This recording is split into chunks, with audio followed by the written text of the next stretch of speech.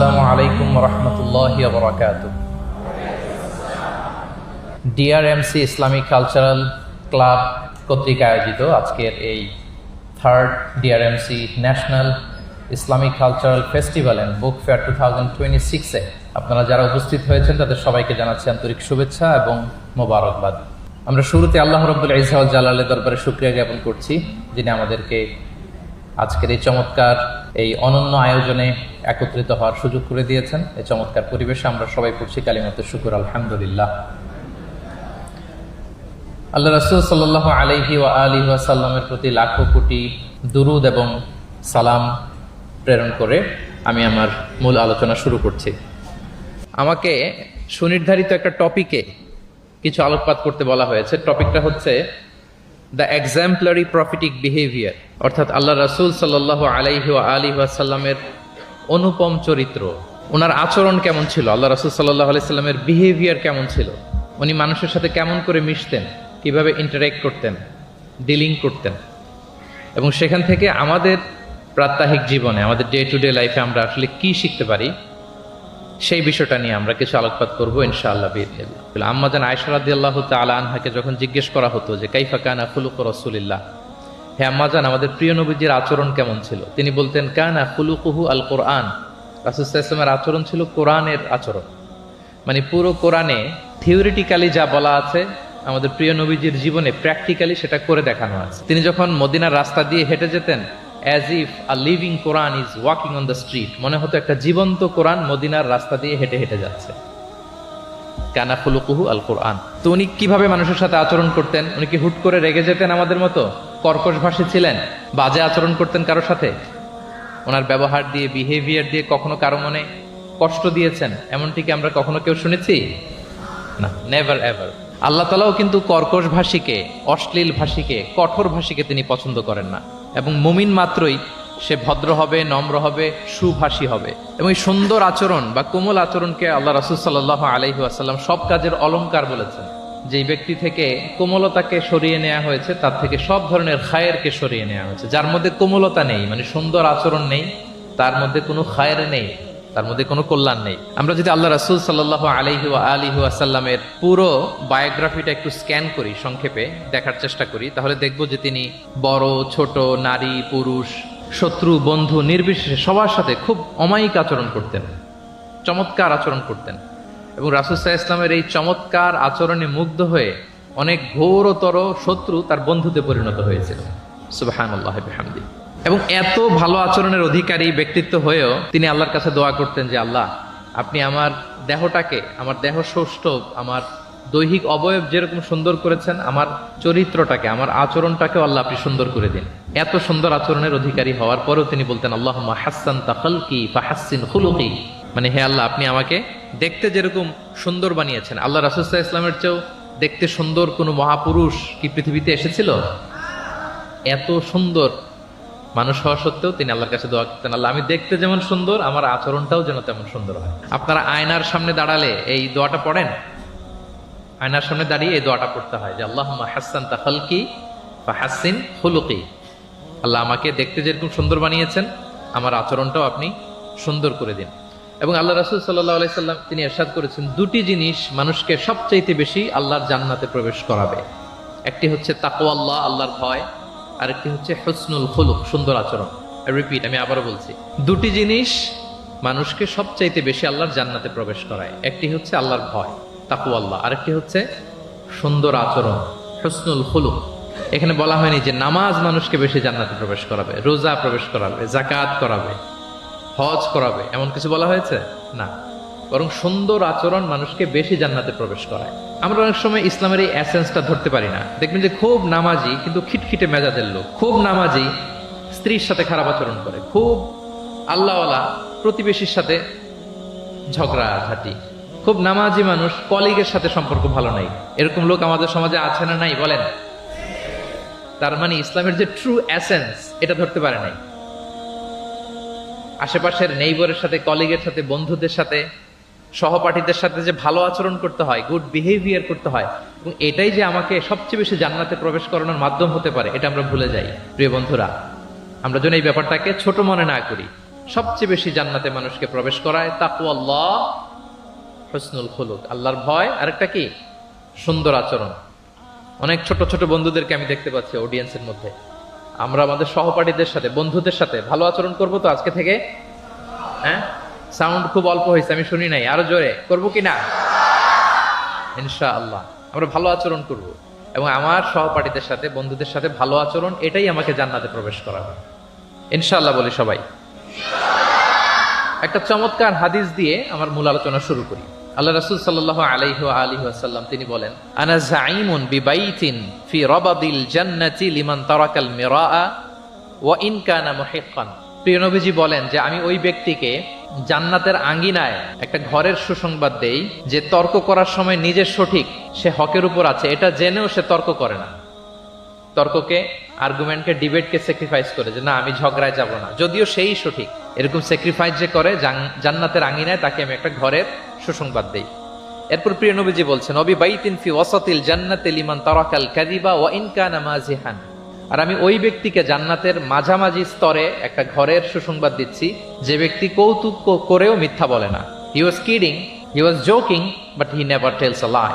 মজা করতেছে, জোক করতেছে, কিন্তু জোকের মধ্যেও সে কি করে না? মিথ্যা বলে না। তাকে জান্নাতের মাঝামাঝি স্তরে আমি একটা ঘরের গ্যারান্টি দিচ্ছি। এরপর আল্লাহ রাসূল সাল্লাল্লাহু আলাইহি ওয়াসাল্লাম বলতেছেন, ওয়াবি বাইতিন ফি আ'লাল জান্নাতি লিমান হাসানা খুলুকাহ। আর আমি এট দ্য ভেরি হাই, মানে পিক অফ দ্য প্যারাডাইস, জান্নাতের একেবারে সর্বোচ্চ স্তরে একটা বাসভবনের গ্যারান্টি ওই ব্যক্তিকে দেই যে অন্যের সাথে ভালো আচরণ করে। মানে হাসানা খুলুকাহ, যে তার চরিত্রটাকে সুন্দর করেছে, যার আচরণটাকে সুন্দর করেছে, যার আচরণটা অমায়িক আচরণ, মাধুর্যপূর্ণ আচরণ, ওই ব্যক্তিকে আমি at the highest peak of paradise, জান্নাতের সর্বোচ্চ চূড়ায় একটা বাসভবনের গ্যারান্টি দিচ্ছি। আল্লাহু আকবার। তাহলে আমার আশেপাশে যারা আছে তাদের সাথে ভালো আচরণ করা, গুড বিহেভিয়ার করা, এটা ছোটখাটো কোনো বিষয় নয়, এটা অনেক গুরুত্বপূর্ণ একটা বিষয়। কিন্তু আমরা অনেক সময় এটার গুরুত্বটা বুঝতে পারি না, এটাকে ছোট করে দেখি। তো সম্মানিত বন্ধুরা, আমরা দেখবো যে আমাদের প্রিয় নবীজি অন্যের সাথে কিভাবে আচরণ করেছেন। তিনি শিশুদের সাথে কিভাবে মিশেছেন, প্রাণীর প্রতি ওনার নবীজের আচরণ কেমন ছিল, শিশুদের সাথে কেমন ছিল, নারীদের সাথে কেমন ছিল, সাহাবাদের সাথে কেমন ছিল, কর্মচারীদের সাথে আচরণ কেমন ছিল, নিজের স্ত্রীদের সাথে কেমন ছিল, প্রতিবেশীর সাথে কেমন ছিল, যুদ্ধবন্দীদের সাথে প্রিয় নবীজের আচরণ কেমন ছিল, ভিক্ষুকের সাথে আচরণ কেমন ছিল, এমনকি যুদ্ধের ময়দানে শত্রুদের সাথে প্রিয় নবীজের আচরণ কেমন ছিল। এই 10টি পয়েন্টে দ্য এক্সাম্পলারি প্রফেটিক বিহেভিয়ার, এই শিরোনামে আমরা কিছু কথা আজকে শুনবার চেষ্টা করব। আমরা শুরুতে একটু দেখার চেষ্টা করি যে পশু, পাখি, প্রাণী, এই প্রাণী জগতের প্রতি প্রিয় নবীজির আচরণ কেমন ছিল। প্রিয় নবী যে প্রাণীদের প্রতি খুব দয়াদ্র ছিলেন, তার বায়োগ্রাফিতে, জীবনীতে এরকম অসংখ্য নজির পাওয়া যায়। কারণ আল্লাহ তাআলা তাকে রাহমাতাল লিল আলামিন, ওমা আরসালনাকা ইল্লা রাহমাতাল লিল আলামিন, I've sent you as a mercy for the entire universe। আল্লাহ বলছেন, আমি গোটা বিশ্বের জন্য, সবার জন্য আপনাকে ব্লেসিংস এন্ড মার্সি করে প্রেরণ করেছি। হি ওয়াজ এ মার্সি ফর অল, সবার জন্য তিনি রহমত হয়ে এসেছিলেন। মানুষের জন্য যেমনি রহমত, ম্যানকাইন্ড, জিনদের জন্য তিনি রহমত, জিনকাইন্ডের জন্য, ইভেন অ্যানিমালস, প্রাণীকুলের জন্য তিনি রহমত হয়ে পৃথিবীতে এসেছেন। মানুষের প্রতি তিনি যেমনি দয়া দেখিয়েছেন, প্রাণীদের প্রতিও দয়া দেখিয়েছেন। ছোট্ট একটা হাদিস দিয়ে শুরু করি। আমরা রাসূল সাল্লাল্লাহু আলাইহি ওয়াসাল্লামের এই এক্সাম্পলারি প্রফেটিক বিহেভিয়ার, এটা থ্রু দ্য লেন্স অফ সিরা and through the lens of সুন্নাহ, সুন্নাহর পরতে পরতে, রাসূল সাল্লাল্লাহু আলাইহি ওয়াসাল্লামের সিরাতের পরতে পরতে আমরা দেখবার চেষ্টা করব যে তিনি কেমন আচরণ করতেন সবার সাথে। একবার তিনি একটা খেজুর বাগানে প্রবেশ করলেন মদিনাতে। তো প্রবেশ করার পর তিনি দেখতে পেলেন যে দূর থেকে একটা উট কান্না করে করে রাসূল সাল্লাল্লাহু আলাইহি ওয়াসাল্লামের কাছে ছুটে আসছে। একটা উট কান্না করে আসতেছে। রাসূল সাল্লাল্লাহু আলাইহি ওয়াসাল্লামের দেখে অত্যন্ত দয়া হলো, মায়া হলো যে উটটা কেন কান্না করতেছে, এত বেশি কেন কান্না করতেছে। আল্লাহ রাসূল সাল্লাল্লাহু আলাইহি ওয়া আলিহি ওয়াসাল্লাম তিনি মমতা ভরে ওনার হাত দিয়ে উটের মাথায় আদর করতে আরম্ভ করলেন।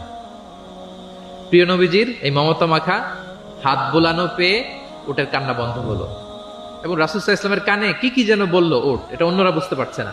তো এরপর রাসূল সাল্লাল্লাহু আলাইহি ওয়াসাল্লাম খুঁজতে আরম্ভ করলেন যে উটের মালিককে। একজন আনসারী যুবক সাহাবী আসলো। তখন রাসূল সাল্লাল্লাহু আলাইহি ওয়াসাল্লাম বলল যে তোমার এই উট আমার কাছে তোমার ব্যাপারে নালিশ করেছে যে তুমি একে ক্ষুধার্ত রাখো, কিন্তু একে দিয়ে অনেক কাজ করাও। তুমি কি বোবা, এই নিরীহ প্রাণীটার ব্যাপারে আল্লাহকে ভয় করো না? কিয়ামতের দিন এটাই তোমার জাহান্নামের কারণ হয়ে যেতে পারে। খবরদার, এই নিরীহ প্রাণীটার ব্যাপারে তুমি আল্লাহকে ভয় করো।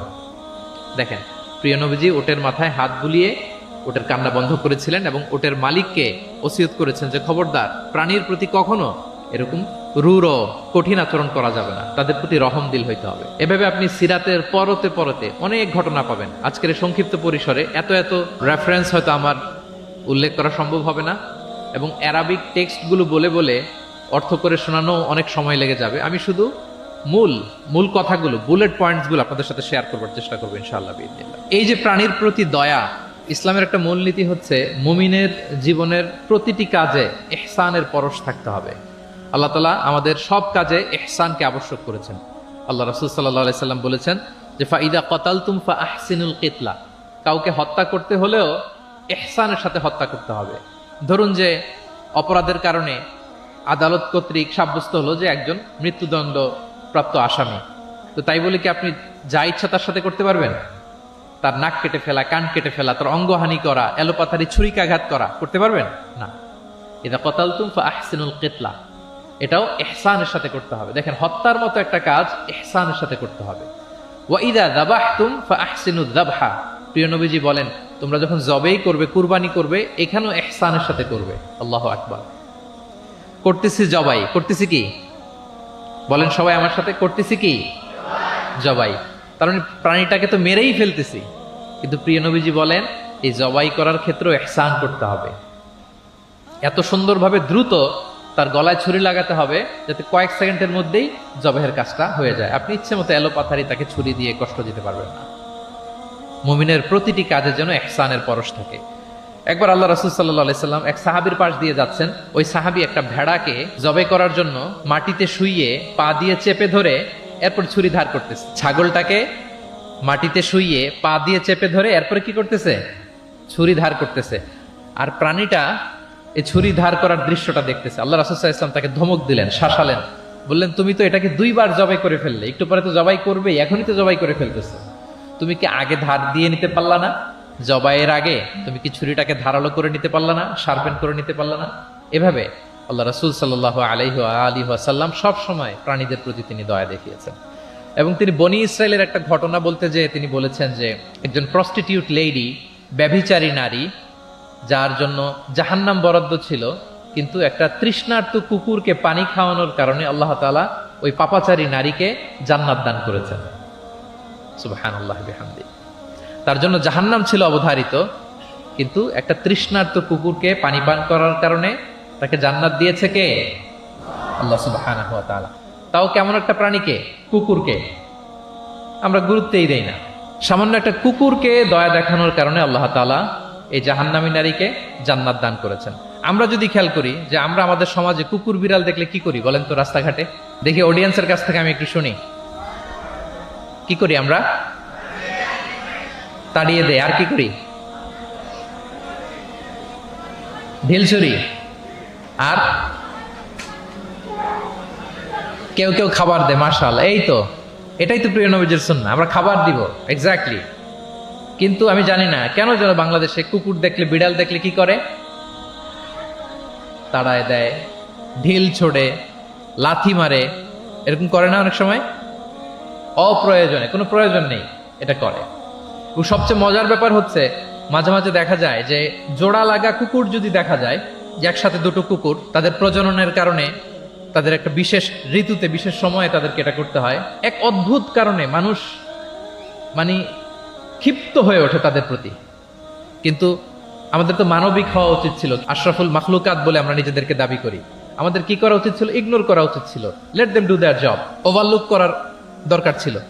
কিন্তু কোনো এক অদৃশ্য কারণে আমরা এরকম দৃশ্য দেখলে হিংস্র হয়ে উঠি, লাঠি দিয়ে মারি, ওখানে মানুষ জড়ো হই। কিন্তু তাদের একটা সফল প্রজননের জন্য, বংশবিস্তারের জন্য এটা প্রয়োজন। তো আমরা যেন এই কাজটা না করি, এরকম নির্মম যেন আমরা কখনো না হই। কারণ প্রাণীদের প্রতি দয়া দেখানো এটা ছোটখাটো কোনো ব্যাপার নয়, এটাই আপনার জান্নাতের কারণ হতে পারে, এটাই আপনার জাহান্নামের কারণ হয়ে যেতে পারে। আল্লাহ রাসূল সাল্লাল্লাহু আলাইহি ওয়াসাল্লাম বলেন, মান লা ইয়ারহাম লা ইউরহাম, যে ব্যক্তি অন্যকে দয়া দেখায় না, আল্লাহ তাআলা তার প্রতি দয়া দেখায় না। ইরহাম মান ফিল আরদ ইয়ারহামুকুম মান ফিস সামা, এই দুনিয়াতে যারা আছে তোমরা তাদের প্রতি দয়া দেখাও, যিনি আকাশে আছেন তিনি তোমাদের প্রতি দয়া দেখাবেন। তাহলে এই জমিনে কি শুধু আমরাই থাকি নাকি? না পশু পাখি প্রাণী এগুলোও থাকে? এদের প্রতিও যদি আমরা দয়াদ্র হই, মমতা দেখাই, করুণা দেখাই, আমাদের প্রতিও দয়া দেখাবে কে? এবার আওয়াজ করে বলুন তো, আমরা আল্লাহর দয়া পেতে চাই কি চাই না? সবাই চাই। তাহলে প্রাণীদের প্রতি কখনো আমরা যেন নির্মম না হই, অমানবিক না হই, আমরা যেন মানবিক হই। আমরা অনেক উন্নত দেশে দেখি যে হাইওয়েতে একটা সাপ যাচ্ছে, এই সাপ দেখে একটা গাড়ি থেমে গিয়েছে, স্টপ। তার পেছনে পেছনে শত শত গাড়ি স্টপ। তারা বন বিভাগকে নক দেয়, স্থানীয় পুলিশকে ফোন দেয়, তারা এসে সাপটাকে উদ্ধার করে এরপরে গাড়িগুলো চলতে শুরু করে। একটা ভিডিও ক্লিপস আমি এমনও দেখেছি, একটা হাঁস তার বাচ্চাগুলোকে নিয়ে হাইওয়ে পার হচ্ছে। হাঁস তো খুব আস্তে আস্তে হাঁটে, একেবারে পিপিলিকার মতো একটু একটু করে হাঁসের বাচ্চাগুলো যাচ্ছে, শত শত গাড়ি at the middle of the highway stop. আল্লাহু আকবার। কিন্তু বাংলাদেশে দেখবেন যে রাস্তা দিয়ে সাপ যায় না, কুকুর যায় না, বিড়াল যায়, কোনো কেয়ার নাই, একেবারে ড্যাম কেয়ার। যে প্রাণীদের প্রতি দয়া দেখায় না, আল্লাহ তাআলা তার প্রতি দয়া দেখান না।